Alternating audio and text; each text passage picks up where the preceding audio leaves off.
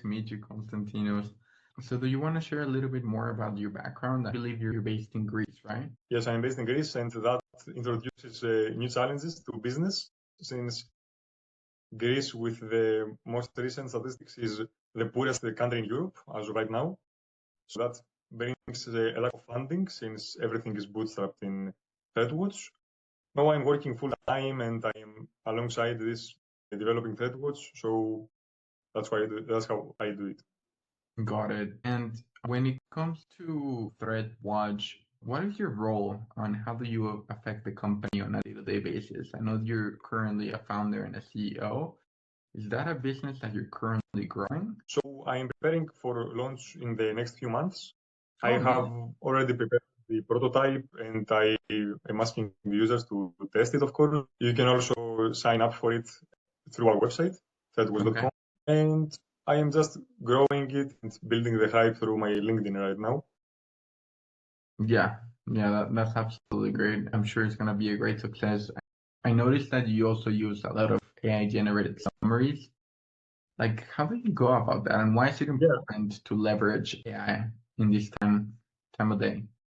So after some market research, I realized that cybersecurity news are not that easily accessible to professionals, and every app in the market was partially solving this problem.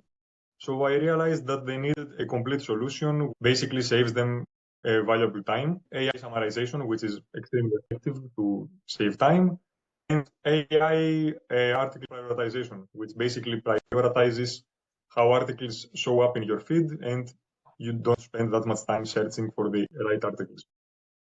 And would that be on LinkedIn? Because I know that LinkedIn has a pretty strict policy and they don't have an open API. Like, how are you planning to prioritize the most relevant articles for the cybersecurity topic? So these two features that you mentioned are going to be in Threadwatch, not in LinkedIn, actually. That So makes we are sense. talking about RSS feeds from reliable news sources, and we will basically aggregate them, let the AI do its magic, of course, with proper linking and aware of any copyright issues. We will always attribute to the right sources, and that's how we're going to help professionals. That sounds really interesting. And what do you actually picture for the company? Let's say once you hit your first 50 subscribers, 100 subscribers, like how much are you thinking of charging this once it launches into the market? So the prices are going to be relatively affordable, because such a service is, of course, is valuable, but it's going to save you like 20 minutes of your day, not too much. So you can't charge for it too much. We're talking about $8 to $10 per month. So yeah, that's the range basically. Yeah, no, that's actually fantastic. I think it's a very good investment to stay on top of current events and make sure that you know what's going on within the industry.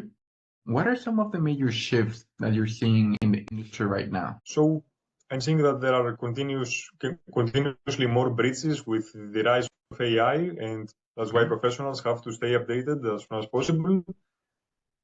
The main app that professionals use right now is Feedly, as I have heard and have done some research with poll voting and asking them with cold messaging. And Feedly doesn't serve them that well. It has some AI capabilities, but ThreadWatch is the full solution, as I said. Yeah, that makes sense. And so, in a perfect world, where would you like to see the industry heading, integrating solutions, for example, LinkedIn and other platforms? What would be, if you had a magic wand and like you could pretty much have whatever you want, what would that look like? So I would basically put AI never do the creative jobs that us humans can do too, because that takes away from the fun, and that's not the point of AI, I believe. AI should do the repetitive tasks. As I said, news summarization, this cannot be done by a human on a huge scale, and that's why AI is so useful for it. So yeah, content moderation on a massive scale, all of this can be AI powered, in general, very repetitive tasks. Yeah, so using automation and integrating it with AI to save you time and make your life easier, but not take away that creative aspect. Yeah, for sure. Got you. And what's going well for you right now, and what has been a little frustrating? As I said, my LinkedIn is going pretty well. I currently, actually today I just hit 6K followers. Yeah, I noticed this So morning, 6,006. Congratulations. That's a big milestone. thank you very much. My LinkedIn growing strategy is pretty good right now. It's going well. It seems like I have mastered the algorithm, kind of. I don't know. Also, the sign-ups for the app, steady interest for the app. The frustration and the main frustration right now for me is basically the lack of funding. As I said, I'm working full time alongside all of this, just so I can fund the business. Yeah, that can always be the difficult part at the beginning, but once you're able to get a few enrollments in, it's gonna start like a snowball because you're already doing all the right thing with LinkedIn, growing your personal brand, connected with industry leaders, and at the same time working on your dream and your side project. And so when you said you discovered the LinkedIn algorithm, what are some strategies that you would tell yourself maybe 6 months ago so that you can experience that growth? It's that you should always reach out and never be afraid of rejection, never overthink too much, because that takes away from all the possibilities of you for you to succeed. I wanted to also add that you should always educate yourself with whatever free there is on the table, even if it's YouTube, even if it's articles. You should always educate yourself to learn more about the thing that you're working on and never overthink it, as I said.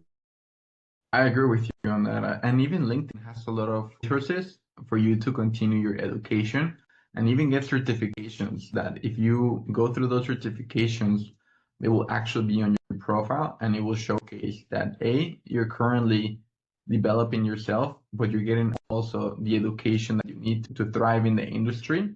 And it will enhance your profile because people are going to be able to see in there that you got certified on XYZ. So you're talking about the LinkedIn certifications? Yeah, yeah. YouTube University is amazing, but I just wanted to also point out that LinkedIn does have that great learning Yeah, of course. platform where you can even get certified and showcase that on your profile. I even had an IT operation.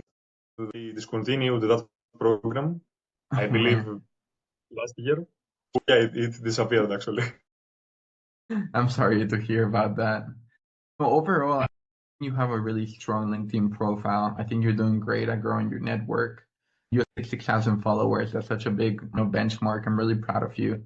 What are some of the strategies that you use on a daily basis to continue growing your audience? I always have a content schedule. I'm doing extra research on cybersecurity and topics that are trending, so I can be present with the professionals and give them some actual value or memes to laugh at, which one of my main content is memes, as you have probably seen. Yeah. And yeah, there is some extra hassle when you're talking to professionals because they need more value because they get work to do most of the time, and that's basically what makes it harder than talking to, let's say, normal people. Yeah, I've actually noticed that on cybersecurity, the content that does the best is actually me because there's so much information out there and people post a lot about it, but no one really engages with it. It's like everybody's growing their own personal brand, and unless you're already an authority in the field, it's really hard to post content that is informative and that people actually engage to it. But anybody that is scrolling can get a good laugh when they see a meme, and I see actually those performing really well for you. I think that's really smart of you. Yeah, thank you, thank you. That's what I realized too, and that's why I use mostly memes. And people have told me that they find them funny and they like them. So why would I change the winning recipe? Yeah, absolutely. I definitely agree with you on that. And so, when do you feel like you'd be ready to go from the testing and the pre-launch to actually launching the newsletter? So in a couple of months, probably 2 or 3, I will have definitely found the whole funding round that I need to launch the app. And that's basically when the launch will happen. Of course, I will iterate with some more feedback through the prototype right now and add in some features of some last minute features, let's say, and some extra details. But yeah, the app is mostly ready, the design is mostly ready. The funding is the only thing we are lacking right now for the AI services to connect them and basically put them in service. Okay. And let's pretend that you launched the app in 2 or 3 months. In about a year from that point, how many subscribers would you like to actually have reading the newsletter that is summarized by AI? I am ambitious, to be honest. But I like I that. guess that with hard work, I guess 2,000 subscribers would be a pretty good milestone and would make the business a success for the first year for sure. See, 2,000 times $8, that would be like $16,000 per month. That sounds pretty good, not gonna lie. Yeah. I'm really proud of you. You're 17 years old and already taking huge steps in the right direction. And have you thought about using AI to reach people in cybersecurity and be able to promote the app? So I use AI in my daily workflows in general. Of course, I always iterate it and make some corrections because AI is not perfect, at least for now. Of course. But yeah, I use ChatGPT on the day, maybe fix the wording on some posts. The ideas are mine. It just fixes some words sound that professional. For messaging, I always do my own ideas with my own wording. I like to be authentic in general. I think that AI cannot sell something like a person does. Yeah, no, I agree with you completely. It's good to have ChatGPT as a baseline, but then give it that human touch and really personality, to be able to market and really reach like people's like heart.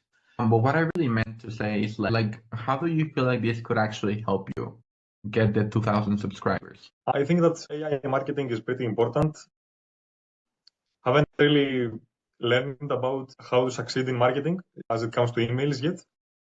I am now learning the whole thing and learning about these new AI tools, as you said. So yeah, I am new to email marketing, but I am improving day by day. I will definitely.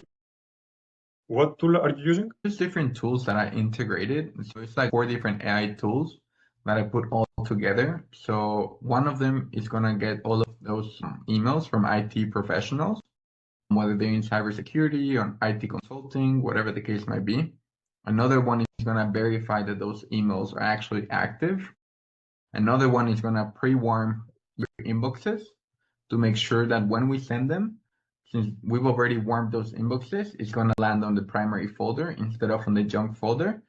And then another one is going to follow up with them if we don't get a response. So we're sending 600 new emails a day to different IT professionals. And then on top of that, we're following up with everyone that hasn't engaged. So that way we can get like 10,000 emails sent throughout the month and expect a 1 to 3% conversion ratio out of that. Because I think your price point is actually really accessible and it's actually bringing a lot of value to the consumer because it's all there summarized for you and you can stay knowledgeable in industry trends and that will set you apart in your career with something like what you're building. All right. So this is basically like an NA10 workflow with multiple AI agents that do the work for you. H is just one part of it. Like I said, there's multiple different tools that I use to integrate it all together. But yeah, it's pretty much a workflow with an SDR, with a scraper, with a verifier, and with a tool that will also pre-warm your inboxes for you automatically with AI. And how much are you charging for this? That's a great question. Why don't we have this conversation closer to the launch date so that we can actually create a growth plan for you and see if it would even make sense. But I just wanted to put it out there because I feel like what you have to offer is really valuable and you can have the best tool in the market, but if nobody knows about it, then do you think that's actually gonna? Okay. Yeah. So once you're closer to launch, I'm really happy to reconnect and put a growth plan together just for you for what you're actually currently doing so that you can get those 2,000 subscribers in less than 12 months. All right. Thank you for the offer.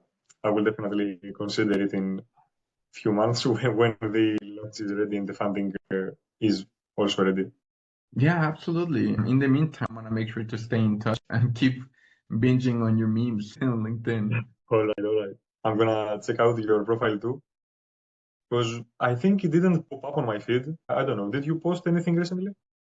I think I actually reached out to you because I was really impressed with your background. Being 17 years old, becoming a cybersecurity professional, and being a founder and a CEO.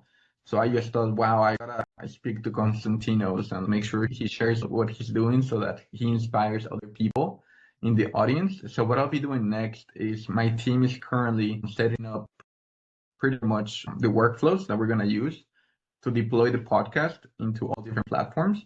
At the same time, once we finish this conversation, they're going to start editing the podcast. So I'm going to send All your right. way a few shorts so that we can have really valuable content for our audience as well.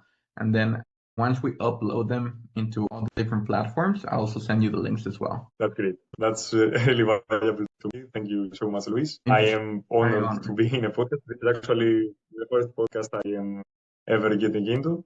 So yeah, thank you for the offer. It is an absolute honor to have you here. Thank you so much for your time, Konstantinos, and we'll be in touch, my friend.